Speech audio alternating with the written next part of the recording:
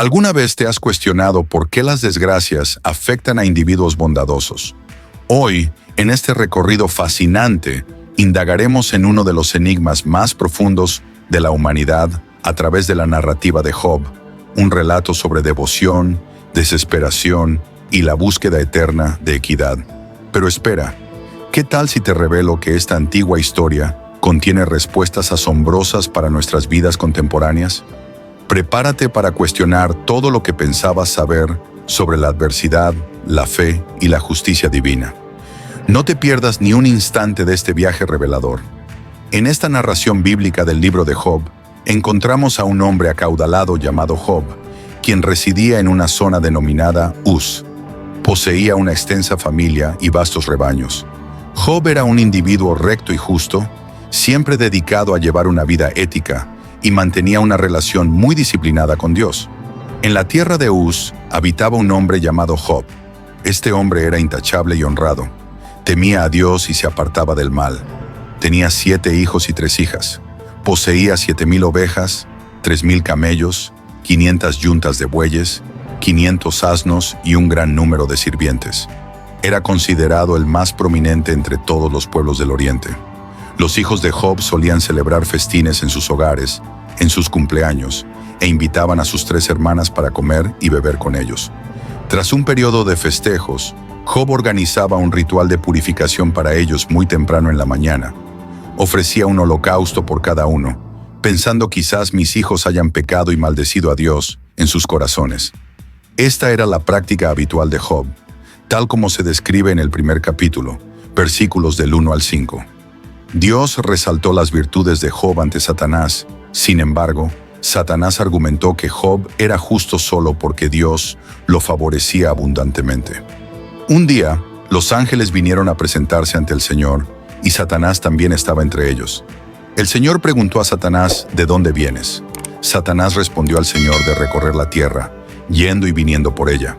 Entonces el Señor le dijo a Satanás, ¿has notado a mi siervo Job?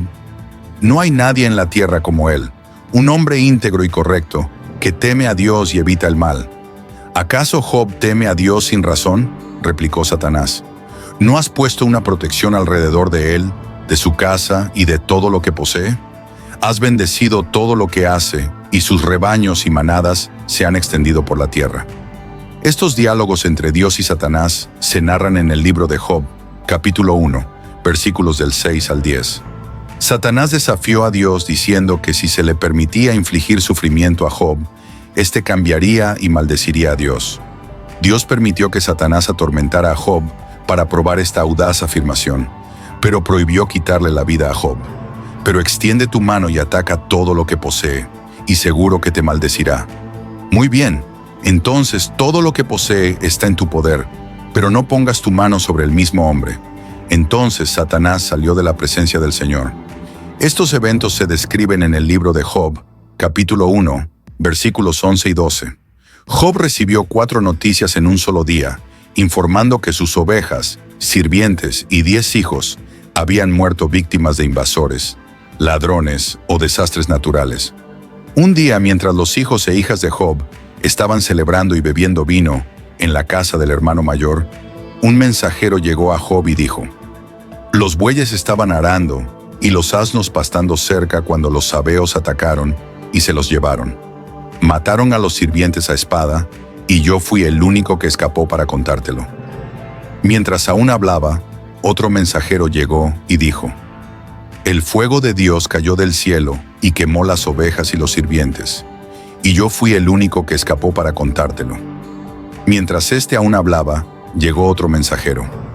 Los caldeos formaron 3 grupos de ataque y lanzaron un ataque sorpresa a tus camellos, llevándoselos. Mataron a los sirvientes a espada, y yo fui el único que logró escapar para informarte. Aún hablando, otro mensajero llegó diciendo: tus hijos e hijas estaban celebrando y bebiendo vino en la casa del hermano mayor, cuando de repente un fuerte viento vino del desierto y golpeó los 4 rincones de la casa. Esta se derrumbó sobre ellos y murieron. Yo soy el único que escapó para contártelo. Estos trágicos eventos se describen en el libro de Job, capítulo 1, versículos 13 a 19. En su luto, Job rasgó sus vestiduras y se rapó la cabeza, pero aún así alabó a Dios en sus oraciones. Entonces Job se levantó, rasgó su manto, se rapó la cabeza y postrado en el suelo adoró diciendo: Desnudo salí del vientre de mi madre y desnudo partiré. El Señor dio y el Señor quitó. Bendito sea el nombre del Señor. En todo esto, Job no pecó ni atribuyó a Dios ninguna falta. Esta respuesta de Job está en el libro de Job, capítulo 1, versículos 20 a 22. Satanás aparece en el cielo de nuevo y Dios le da otra oportunidad para probar a Job. Esta vez, Job sufre de terribles heridas en la piel. La esposa de Job intenta persuadirlo a maldecir a Dios y renunciar a la vida, pero él resiste e intenta soportar sus sufrimientos. Dos tramas se entrelazan hábilmente, una celestial y otra terrenal. Los acontecimientos en la tierra son el resultado de algo que ya ocurrió en el cielo. Al igual que hay guerra en la tierra inmediatamente después de un conflicto en el cielo, como en el libro del Apocalipsis, Elifas, Bildad y Zofar, tres amigos de Job, llegan para consolarlo, sentándose con él en silencio por 7 días en respeto a su luto. Job habla en el 7º día, iniciando un diálogo en el cual cada uno de los 4 hombres ofrece descripciones poéticas de sus problemas. Job maldice el día de su nacimiento, comparando la vida y la muerte con la luz y la oscuridad. Él desea nunca haber nacido y que su nacimiento hubiera sido cubierto por las tinieblas, sintiendo que la vida solo aumenta su agonía. Elifas responde que Job, quien anteriormente consolaba a otros, ahora admite que nunca fue realmente consciente del sufrimiento de ellos. Elifas concluye que el dolor de Job debe ser debido a algún pecado que cometió y recomienda que Job busque el favor de Dios. Bildad y Zofar concuerdan en que Job debe haber cometido algún mal para provocar la justicia de Dios y argumentan que debería intentar demostrar un comportamiento más inocente. Bildad supone que los hijos de Job trajeron la muerte sobre sí mismos. Peor aún, Zofar insinúa que cualquier error que Job haya cometido merecería mucho más dolor del que ha recibido. Job reacciona a cada uno de estos comentarios tan irritado que llama a sus simpatizantes médicos inútiles, que enmascaran su ayuda con mentiras, como se describe en el libro de Job, capítulo 13, versículos del 1 al 4. Mis oídos han escuchado y entendido eso. Lo que ustedes saben, yo también lo sé. No soy inferior a ustedes, pero yo deseo hablar con el Todopoderoso y discutir mi caso con Dios. Sin embargo, ustedes me difaman con mentiras. Son todos médicos inútiles. Job cuestiona por qué Dios juzga a las personas basándose en sus acciones, cuando él podría fácilmente corregir o perdonar esos actos. Job está perplejo sobre cómo un ser humano puede satisfacer completamente la justicia de Dios, dado que los caminos de Dios son misteriosos y más allá de la comprensión humana. Además, los humanos no pueden convencer a Dios con sus palabras. Dios no se deja engañar y Job admite que ni siquiera conoce lo suficiente para defender su caso ante Dios. Job anhela por alguien que pueda mediar entre él y Dios para que no sea condenado al Seol, el inframundo. Job cree que en el cielo hay un testigo o redentor que atestiguará su integridad, como él expresa en el capítulo 19, versículo 25. Sé que mi Redentor vive y que al final se levantará sobre la tierra.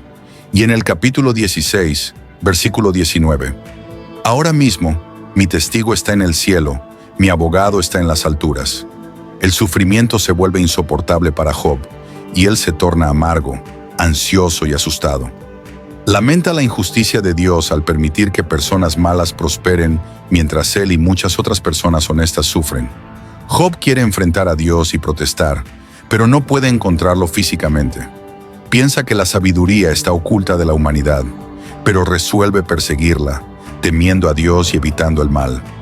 Eventualmente, Dios interviene en el diálogo divino de la primera ronda. Durante sus discursos, Job pidió a Dios 36 veces que hablara con él. Ahora su deseo es atendido en las 2 ocasiones en que Dios habla con Job. Esto sucede en medio de una tormenta. Hay un cierto humor en la forma en que Dios se dirige a él. Job es recordado por Dios de que Él es el creador de todo. Dios repasa su impresionante actividad de crear y sostener el mundo, preguntando a Job si podría igualar esa obra.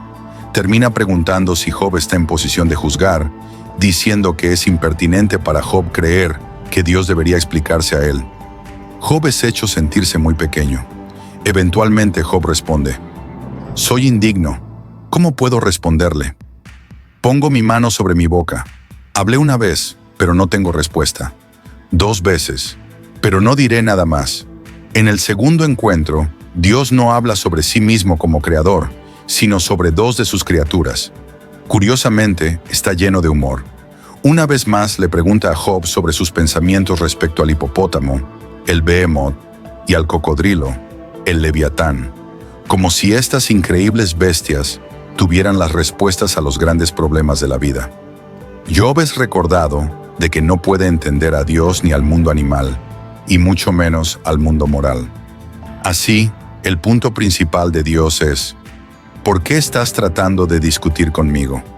Job responde que Dios es omnisciente y que ningún plan de él puede ser frustrado.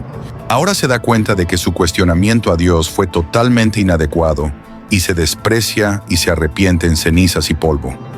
Aunque el encuentro con Dios es humillante para Job, el núcleo del problema de Job es abordado, ya que vuelve a conectarse con Dios. El diálogo ofrece un clímax magnífico e inesperado para el libro. En el epílogo, el texto cambia de poesía a prosa cuando Job acepta que no debe culpar a Dios por sus interacciones con él. Dios restaura a Job sus hijos, 7 hijos y 3 hijas, propiedades, camellos y rebaños de ovejas, haciéndolo mucho más rico y feliz que antes. Como siervo de Dios, Job es rehabilitado.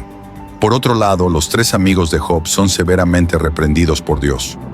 Dice que no hablaron correctamente sobre Job, indicando que no debemos citar sus discursos como si fueran verdades.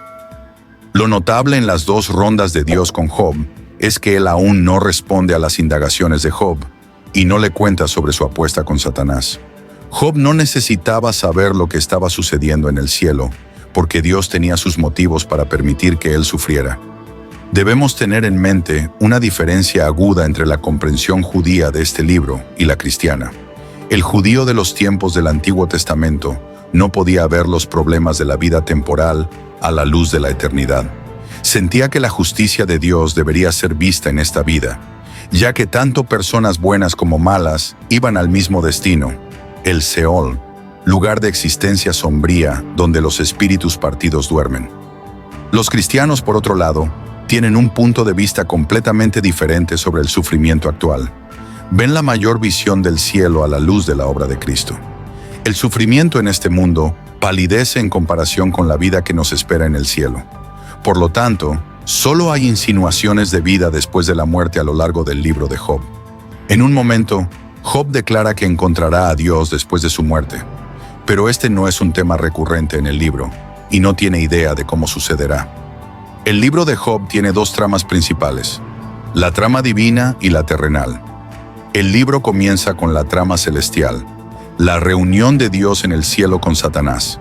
Satanás era un ángel cuya función era informar sobre pecados. Era el abogado acusador de Dios que viajaba por la tierra para informar a Dios cómo eran los seres humanos. En el tiempo de Job, Satanás se había vuelto tan cínico que no creía que alguien pudiera amar a Dios por Dios mismo. Creía que las personas solo amaban a Dios por lo que Él podía proporcionarles. Así se desarrolla un debate entre Dios y Satanás, con Satanás argumentando exactamente eso. Dios pregunta a Satanás si encontró a Job en sus viajes por la tierra. Job me ama porque me ama, no por ninguna bendición que haya recibido, afirma Dios. La respuesta de Satanás es cínica, argumentando que si Dios quitara las bendiciones de Job, él blasfemaría contra Dios al igual que cualquier otro. Como resultado, ocurre la apuesta divina. La tensión es esencial en cualquier drama excelente. Job desconoce la apuesta divina, mientras el lector está al tanto. La prueba sería inútil si él lo supiera. Este encuentro nos enseña valiosas verdades sobre Satanás. En primer lugar, sugiere que él no puede estar en 2 lugares al mismo tiempo. No posee la omnipresencia de Dios. La trama humana, el debate entre Job y sus compañeros, ocupa la mayor parte del libro porque Job está sufriendo más que otras personas. Es la cuestión central abordada. Existen dos puntos de vista. A. Los amigos están seguros de que el sufrimiento de Job se debe a su pecado. B. Job está convencido de que no está pecando y protesta su inocencia. El intercambio está lleno de suspenso, ya que el lector sabe que Job tiene razón. La estructura de dos tramas del libro nos recuerda que nadie conoce el cuadro completo cuando se trata de entender por qué las personas sufren. Debe ser muy difícil defenderse cuando se está en tanta miseria. Además de la búsqueda de explicaciones, todos se enfrentan a una pregunta mayor. ¿Puedo seguir creyendo en un Dios bueno cuando todo parece ir mal? El libro de Job ofrece una respuesta a esta pregunta. ¿Cuál fue el mayor dolor de Job? Esto aclara la importancia de este tema. Fue una confrontación física. Estaba cubierto de llagas de la cabeza a los pies, cansado, exhausto y en dolor insoportable. Socialmente, debido a su apariencia física y al hecho de que la comunidad local estaba al tanto de su reciente tragedia, se convirtió en un paria social. La gente caminaba por el otro lado de la calle en lugar de hablar con él, mientras él se sentaba en un montón de cenizas en el extremo del pueblo. Hasta los adolescentes se reían de él. Mentalmente, enfrentó el dolor mental de no saber por qué estas cosas angustiantes le estaban sucediendo, especialmente porque parecía no haber nada en su pasado que lo indicara. Espiritualmente, su angustia espiritual era mucho peor que cualquier otra, ya que se sentía alejado de Dios.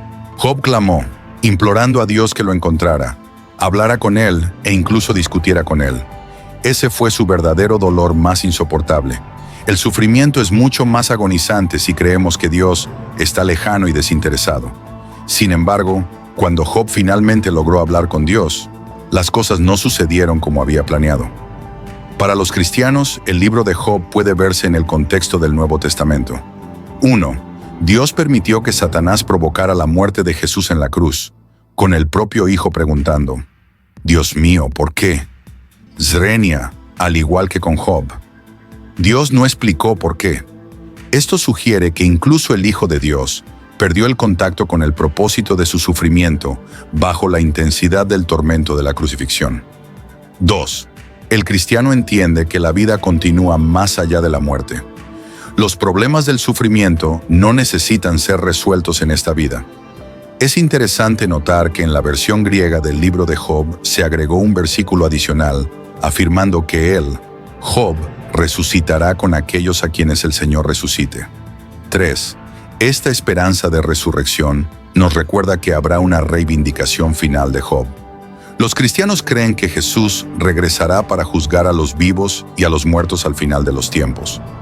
Algún día habrá una escena de tribunal donde Jesús se sentará como juez y todas las personas malas y piadosas que han vivido estarán ante su trono para ser juzgadas de acuerdo con sus acciones en el cuerpo. Por lo tanto, todo lo que Job anhelaba está a punto de hacerse realidad. La justicia de Dios será aplicada a toda la raza humana en una reivindicación pública de justicia. Al explorar la increíble jornada de Job, descubrimos que las lecciones de fe, resiliencia y justicia son más relevantes que nunca. Pero el viaje no termina aquí. Tenemos mucho más para descubrir juntos. Si te gustó este video, imagina lo que más podemos explorar. Cada historia que compartimos es una nueva oportunidad para desentrañar misterios, encontrar inspiración y transformar nuestra percepción del mundo. Entonces, no te quedes fuera. Suscríbete al canal ahora y activa las notificaciones para nunca perderte una aventura. Tu me gusta es muy importante para nosotros, ya que nos ayuda a alcanzar a más personas con estos poderosos mensajes. Comenta abajo tus reflexiones y comparte este video con amigos y familiares que también se beneficiarían de estas historias extraordinarias. Juntos continuaremos nuestro viaje en busca de sabiduría e inspiración. Nos vemos en el próximo video mientras cerramos juntos otro capítulo.